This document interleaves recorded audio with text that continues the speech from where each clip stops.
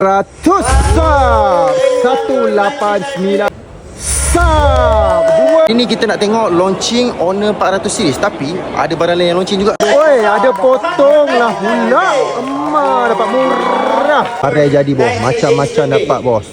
Sub 269. Oh, dapat Fuji bos. 2 tahun warranty.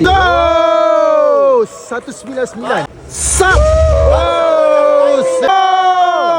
Baik sub 5. Oh, dapat Microsoft RM500 dapat. 1499 Honor Pad. Jajan siok dapat headphone gitu.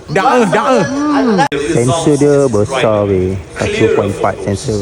Gambar malam ke, gambar senja ke, semua jadi kan. 50 kali zoom, 50 megapiksel. Kali ni memang upgrade kakak lah. Gen 3 babe kali ni. Honor 400 Pro pakai IP68 dengan IP69. Honor Windows PC to iOS. Chipset laptop ni korang tengok ngam ke tak ngam ni? Ultra fast 2GB 1TB. Tengok Honor Pad 10. Chipset dia tak biasa, 7 Gen 3. Honor pun ada jam premium Sapphire 15 hari tahan.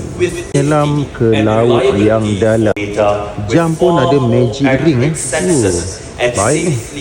Wah, Benten. Bukan Benten kartun tu Ada warna hitam, ada warna biru. Itu sajalah yang launching. Banyak juga kan. So apa pendapat korang?